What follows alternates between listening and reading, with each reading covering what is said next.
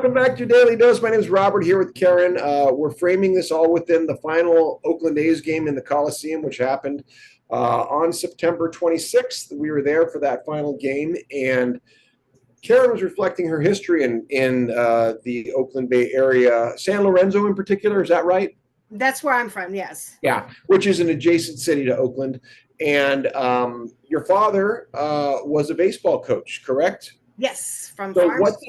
what did it mean? What did you see? What did you experience seeing him as a baseball coach? And for what age did he coach? What group? Farms to super seniors. And what does that mean? All the way through, from 5-year-olds to early 20s was the Great. super seniors. Super.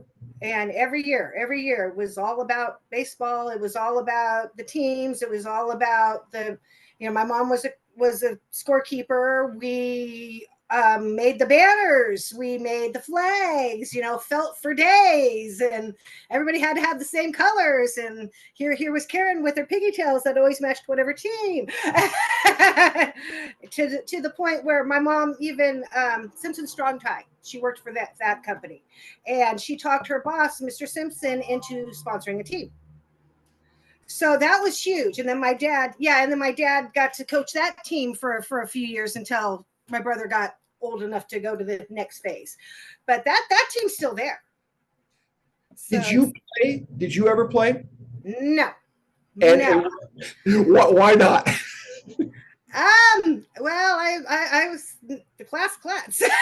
I was so far behind in age from my brother and sister that, I was kind of steered clear because I was just the right height of those balls flying. Yeah. I got hit in the head with a baseball bat and baseball more than enough times to just kind of, okay, Karen's out there somewhere. Which is a nice metaphor. Karen's out there somewhere. So you're not playing, however, you're still there. What's your role at the game? You mentioned making the stuff. You mentioned setting up the field. Give me a day in the life of Karen supporting her dad, the coach. Staying out of everybody's hair, for one.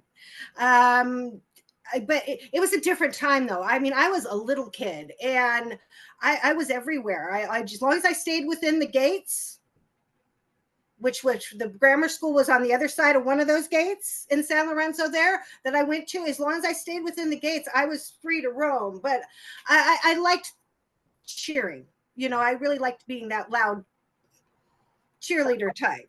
I like the way you frame that, though, about the freedom of space you had, and it's something modern parents that we worry about giving our kids the reign that we had in the 70s and 80s, right?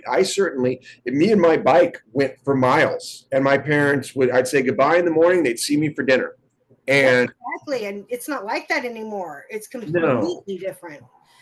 And that brings up a great thing because maybe at some point we'll get to this, but you're writing a screenplay about the difference in worlds and baseball in the heart of it, which really plays. So we'll booknote that. For those of you listening, just know that Karen's doing a great job, and there will be a screenplay to at some point for the rest of you to consider and perhaps help her get it made.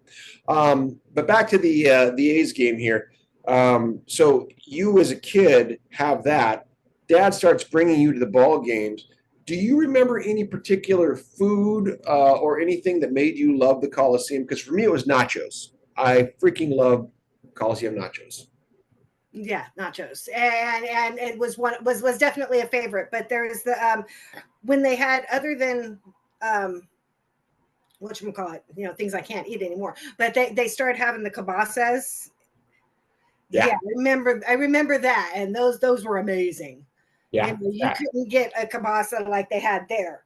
Well, and they had the onions and everything. You could kraut and things you could put on them, right? Exactly. Yeah, the hot dogs were good, but those were better. Yeah, those were amazing. I'm with you there.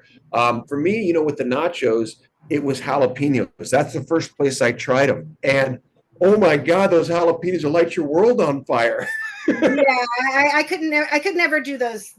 My stomach never got along with those very well. It was like maybe one or two once in a while, but yeah, no, that was always a spicier than I could take.